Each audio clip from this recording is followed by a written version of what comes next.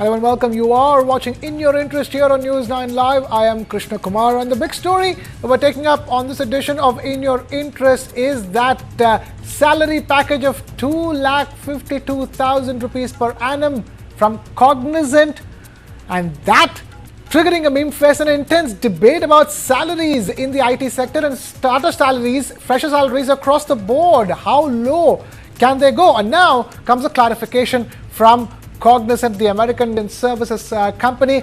The company has clarified that yes, it is offering a 2,52,000 rupees per annum salary package, but it is for non-engineering staff. That's the clarification that's coming.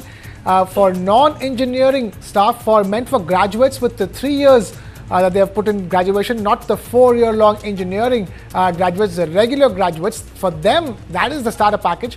But apart from that, for engineering staff, Cognizant says it offers anywhere between 4 lakh rupees to 12 lakh rupees as salaries for the engineering staff, the fresh engineering staff that it's hiring.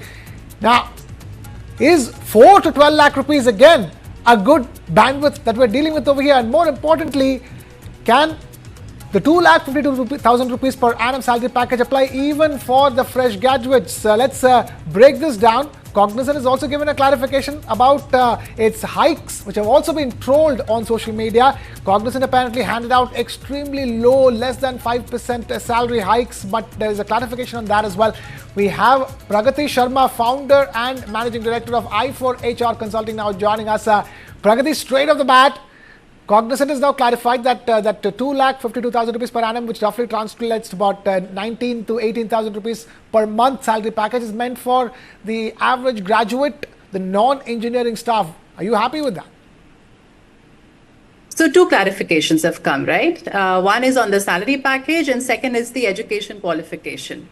I think they got such a huge backlash from the entire industry, the engineers, which are their main hiring ground, right? Saying what kind of ridiculous packages are these? So they didn't have a choice from an employer branding perspective. They had to just come back and say, no, these are not for engineers, right? And secondly, I think undergraduate salaries, even at 2.4, 2.5, is extremely low. It's not to do with cost of living. It's not to do with why these are low. I think I have a very simple question to ask you, me, and the entire IT industry is that these salaries have not seen any change despite the dollar value going up. So imagine 20 years back, what was the dollar at? All these companies are paid in US dollars today and yesterday. They have increased their margins, their top line by huge numbers because of this change in dollar value. But have we seen the same kind of pumping in salaries for whether it's engineers or non-engineers? I think answer is no.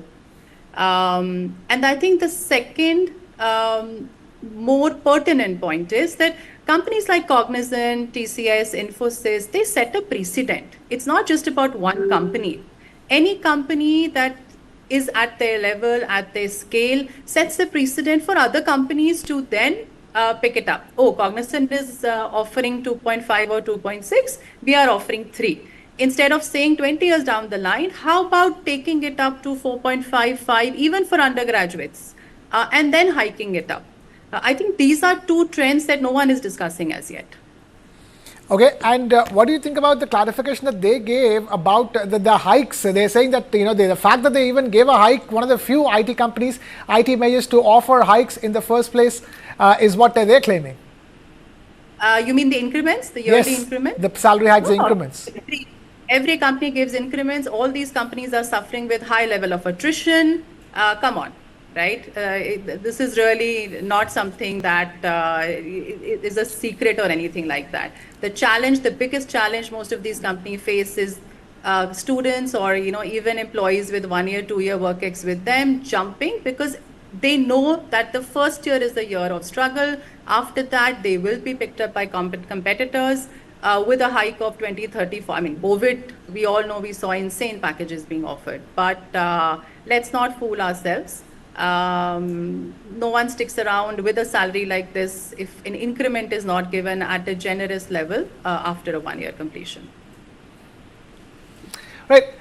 The scrutiny here on Cognizant is simply because of the fact that the overall salary levels have gotten back to the year 2002, and that's the reason why everything from the fresher salaries that they're offering to the salary hikes or the increments that they're offering has come under the scanner. There is something fundamentally wrong with salary packages at this stage, considering the inflation and the rising costs of living, isn't it? Of course, absolutely. I mean, imagine getting this at an entry level and then hoping to increase it even at a 10% good increment in today's market. What is going to be the quality of life? And then we complain about, taking a job on the side or moonlighting. Obviously, see, most of these youngsters, 20, 30,000 a month is nothing. I mean, aspirations we all know have risen tremendously over the last 5, 6, 7, even a decade for that matter. So why would these, first-time job seekers or even the ones who start seeing money and earning it for the first time in their lives not have higher aspirations, want to earn more money, spend? And everyone, I think, knows that while we can put apart the tech talent or the engineers on one side, even the undergraduates working as process executives, there is a demand and will be a continuous demand. And like I said earlier, companies like Cognizant or others for that matter, imagine a Cognizant offering 2.5. What are you going to expect a smaller company to offer? 1.8? Are we really going to go really? Because then they will have an excuse saying, oh, a large company like Cognizant is giving you 2.6. We are being very, very nice by giving you 2 lakh. What kind of a precedent are we setting? It's time to overhaul the whole system, isn't it? The overall salary packages, right from the fresher's salary to the mid-levels, across the board, there needs to be a reclassification of salaries, based on inflation, based on how much things cost these days, isn't it? Absolutely. No, absolutely. And not just for engineers, undergraduates, I think across a lot of fresher hiring in campuses. IITs do command a certain income, but let's not put IITs as, the normal engineering colleges. What about the ones in tier 2, tier 3 cities? What about undergraduates who are working in small cities, or where so many of their parents have taken loans, want to send their children? Engineering, we know, is one of the, employment of choice for most of us Indians today. So imagine what they have gone through. The kind of investment they have done in the child's education, and then if the child comes back saying, "Oh, I've got an offer at 20,000," imagine the plight of the parents. They'll have to pay back the loans.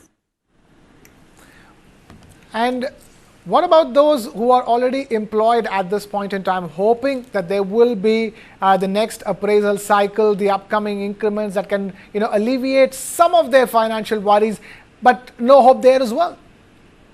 They're just going to change their jobs. Okay. They're going to change their jobs, and at the end of probably a 6-year career, you will see 3 to 4 job hopping stances. Are you expecting a huge attrition, cycle to kickstart, this time around? Yes, absolutely. Because with no increment or little increment that does not even meet the inflation number, we cannot expect retention to be an easy one. Okay, just one more question. Cognizant as part of its clarification, did speak about the fact that they invest about 2 to 3 lakh rupees per associate that they hire. There is some value to that, isn't it? Like when a company of the size of Cognizant hires, it does incur a cost in ensuring the first year or two of a brand new graduate. That person is upskilled, and has can from there the candidate in question can go anywhere. So in that sense, they do invest money, not all of which ends up being a return. Agree. I think any kind of upskilling training, any candidate who joins, and these are not just freshers, these are also folks with work experience. Any average candidate will take 3 months to give back an ROI to the company they join, right? Let's not put the pressure, or let's not put the onus only on freshers.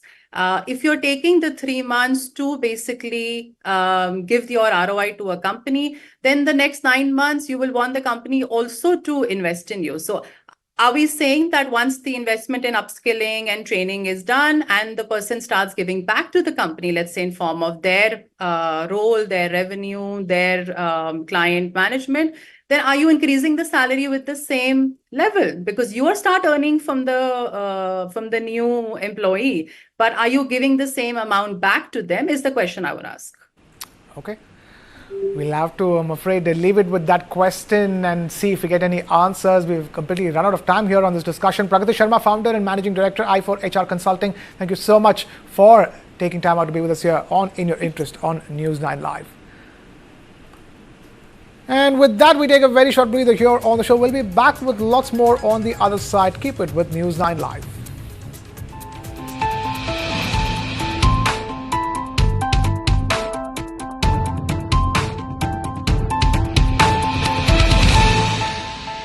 Not quite lived up to their pre-tournament billing, delivering a series of less than convincing performances. For 2 draws and a solitary win. Your son will be Messi. No studies, just football all day. Go my son, go. Make my face shine through playing football. Not only your face but also the country's. I will conquer the world by playing football. Come, let's go to Germany. World's largest football talent hunt, News9, Indian Tigers and Tigresses. In association with DFB Pokal, Bundesliga, BVB and India Football Center. Train and play matches in Europe. Register now and fly to Germany. IndianTigersandTigresses.com. Big fan of Ian Bell, watching him very classy in all formats. I find Durban quite a challenge, which is still an enjoyable one. You're not allowed to bowl a bouncer, so that tells you that they want to see runs on the board. बड़े अच्छे tours किए हैं, बड़ी अच्छी यादें हैं हर जगह की, जहां मैंने पर्सनली क्रिकेट को बहुत एंजॉय किया, ऑस्ट्रेलिया एंड इंडिया में बहुत ज़्यादा एंजॉय किया. I love playing again England and India, and they were both very different challenges. Up close and personal with legendary cricketers like never before. Icons of the pitch. This and more. Streaming on News9 plus news is now content. Subscribe and get free vouchers.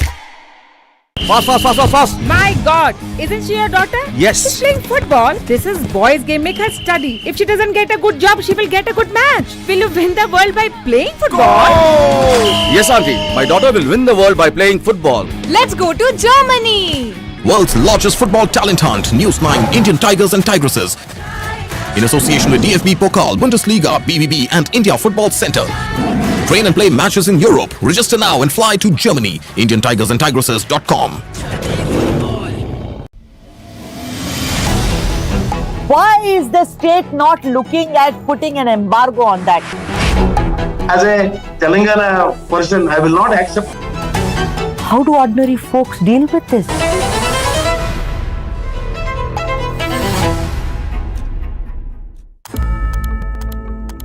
One of my friends was residing here. Every rainy season, he will take his mom or otherwise even the dog also, pet dog also, he will take the pet dog and go to the resort, which is at Banasura Sagar Dam. This time around, he didn't. So, completely washed out. There is no idea about my friend. हमारा family में related family था और उसके relation में तकरीबन 20 लोग मरा हुआ. अभी हमको पता नहीं सलाह भी मिलेगा नहीं मिलेगा. अभी 5 दिन हो गया.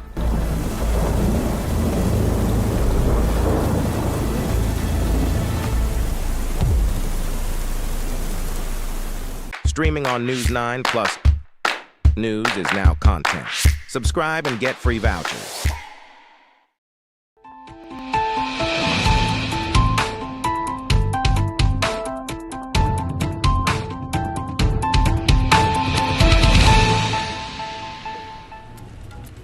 You are watching In Your Interest. I'm Krishna Kumar. There's a new trend that's going on in Indian courts, and that's trademark infringement. Global giants suing smaller Indian players alleging foul play in copyright. A 13-year-old lawsuit got settled last week. On the 16th of August, a Pune district judge ruled that Burger King was not found in violation of copyright infringement against, well, Burger King. Confused? Okay, let's take it from the top. In 1989, two Pune-based entrepreneurs, Anahita and Shapur Irani, started a company that sold burgers in the city of Pune back in the year 1992 in an outlet that they called Burger King. Their restaurant had nothing to do with the American company Burger King Corporation. In fact, the American company started operations in India a good 22 years later in 2014. The case was filed against the Iranis-run Pune restaurant for copyright infringement in the year 2011, while also demanding monetary damages of 20 lakh rupees. Their argument, Burger King was a well-known global brand despite its absence from India back in 1992. The Irani family opposed the lawsuit alleging malafide intentions to suppress a legitimate business in India and said that apart from the name, there was no similarity between the American Burger King's trademark and their shop's name. It also sought 20 lakh rupees in compensation for the harassment and intimidation they faced from the American corporation. The Pune district judge ruled in favor of the Indian business, stating that the American Burger King miserably failed to demonstrate that their trademark was infringed upon. Whether or not the verdict will be challenged in a higher court is yet to be seen, but such battles are not exactly new. In the month of July, German sportswear brand Adidas AG won a trademark infringement case against an Indian shop owner using a similar name and logo. The defendant Keshav H. Tulsiani had said his use of the logo was genuine owing to his affection for his sister, who in his community was referred to as Adi. Him being her devoted servant led to the name Adidas, or servant of the sister. Now, the Delhi High Court wasn't impressed with the argument and ruled in favor of the global brand this time around. A few months back, Tesla sued Tesla. That's right. The Elon Musk-run US-based electric vehicle company sued a Gurugram-based lead-acid battery manufacturer for using the brand name Tesla in its company's name Tesla Power for its car and inverter batteries. The Delhi High Court referred to mediation between the two parties while asking the Indian company not to publish any advertisement featuring EV products under the Tesla brand name. A month before that, McDonald's lost its European Union trademark for Big Mac for chicken sandwiches and other poultry products after a long-running dispute between McDonald's and an Irish fast food chain called Supermax. The Big Mac trademark is now applicable only for beef burgers sold by McDonald's globally, and other restaurants are free to use the Big Mac name for chicken and other poultry products sold by them. Last year, the Taco Tuesday trademark was settled after Taco John's, a 34-year-old taco joint, decided to abandon the fight against another American fast food major, Taco Bell, as the former did not want to spend millions in lawsuit fees to contest the case filed by the latter, who stressed that Taco Tuesday should be freely available to all who make, sell and celebrate tacos. Which turn the Burger King versus Burger King battle in India will now take is yet to be seen, but looking at the images of the Pune-based Irani family-run Burger King, it's hard to mistake it for the American multinational giant, who should perhaps now withdraw from pursuing the matter. On to the latest on the bold claims made by Bhavish Aggarwal's Ola. Now, the company's made some bold claims about the electric vehicle world.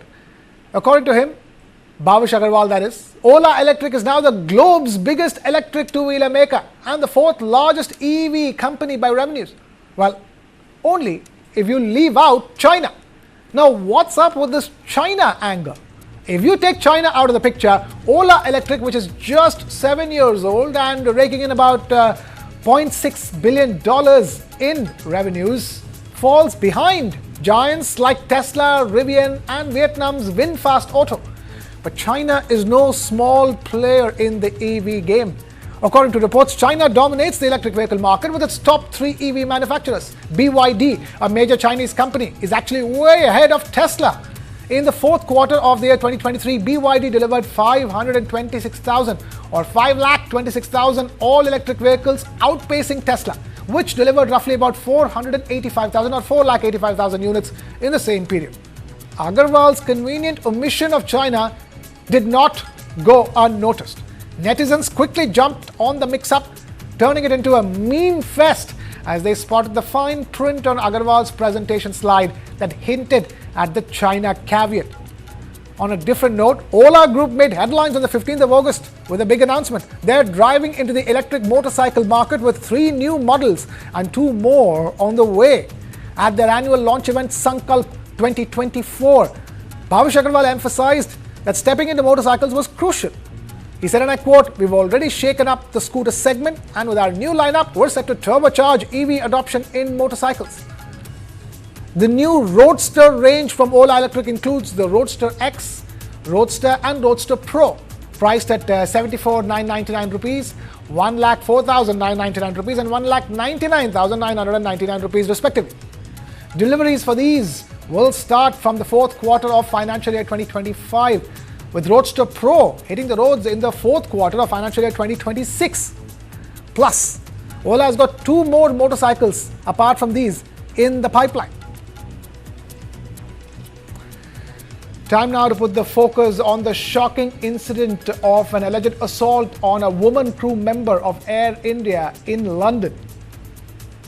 In a shocking incident in London, an Air India crew member was allegedly attacked by a miscreant inside her own hotel room.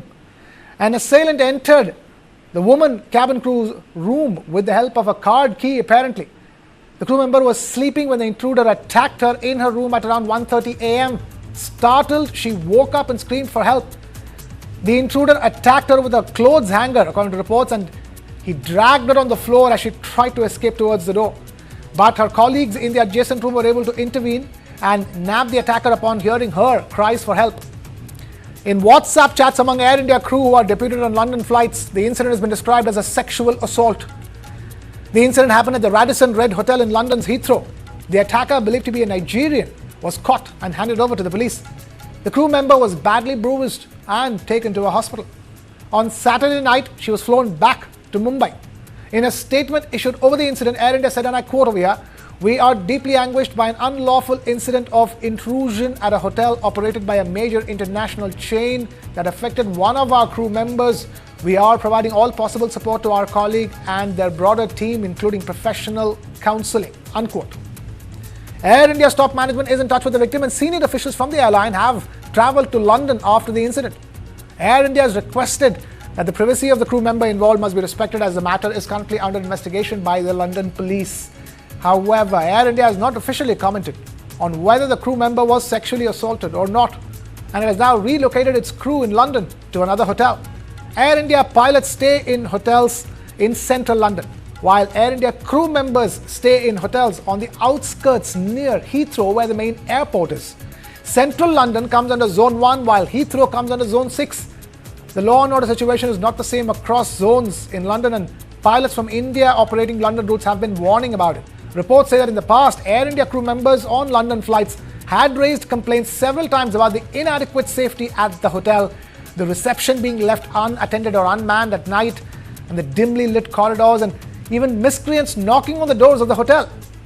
Now, if only they were taken seriously, this assault could have been averted. Now, keeping it with airline companies, if you are planning to take a vacation and are frustrated with how high the fares are considering the limited number of airlines operating flights in the country, well, you have some good news on offer. With sky-high airfares having grounded your holiday plans this time around, you won't be entirely wrong in blaming the duopoly of Indigo and the Tata Group that are dominating the Indian skies. A new contender, however, is now reportedly taxiing on the runway, but will it shake things up? No, we're not talking about another big conglomerate making its way into the highly capital-intensive airline business, but a travel services operator from Kerala that has now obtained the nod to take off. According to a report by CNBC TV 18, Kerala's Al Hind Group has just received the Civil Aviation Ministry's initial green light to start its very own airline, Al Hind Air. If everything goes according to plan, they could be up and running by the end of this year. Al Hind Group is one of the big names in travel and tourism sector, not just in India but also abroad. It's also the general sales agent or GSA for several airlines and claims to have a whopping 20,000 crore rupee turnover with more than 130 offices spread across India and overseas. So what's the plan for Al Hind Air? Well, according to reports, the airline will kick off with 3 ATR-72 turboprop planes with an initial investment of around 200 to 500 crore rupees. The idea is to start small connecting regional routes in the southern part of the country, Cochin to Bengaluru, Thiruvananthapuram and Chennai, among others. But they're not stopping there exactly. Once they've got their regional operations up and running, Al Hind Air plans to spread its wings across the country, evolving into a full-fledged domestic carrier. Now, they'll also be adding narrow-body passenger planes to their fleet as they grow. Al Hind Air will soon start the hiring process for pilots, cabin crew, engineers and other ground staff. So we're looking at a lot of new job opportunities in the aviation sector at this stage. The timing might just be perfect. The aviation industry in India has seen some major players crash and burn in the recent years, but it's still on a growth trajectory. By the fiscal year 2027-28, it's expected to account for half of the country's international traffic, up from the current 43%. This surge is driven by a shift in spending patterns and an increasing appetite for international leisure travel among Indians. On the domestic front, giants like Indigo and Air India are expanding their networks, getting to code share agreements and boosting domestic connectivity. All of these moves are fueling the growth of India's airline sector. Passenger traffic is also obviously on the rise. Credit ratings agency ICRA or ICRA reported that domestic air passenger traffic in India in the month of May this year was 14% higher than pre-COVID levels. For financial year 2024, domestic air passenger traffic hit 154 million. And this upward trend is expected to continue. Right now, the Indian aviation market is dominated by just two major players with a few smaller budget carriers in the mix. As of May 2024, Indigo leads the pack with a 61.5% market share, followed by Air India at around 13.5% and Vistara at a little over 9%, both incidentally under the Tata umbrella. But with Al Hind Air set to enter the scene, the skies over India are about to get a lot more interesting from here on. And that's all we have time for in this edition of In Your Interest. Thank you so much for watching. This is Krishna Kumar signing off.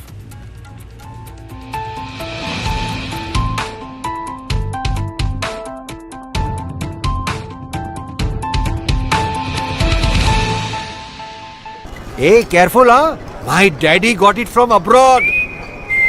Hey, disaster! How will you pay for the loss now? In stock market, you should take risk as per your capacity and knowledge. Trade in options very carefully. Wow, Dikra! Absolutely perfect. Take risk with full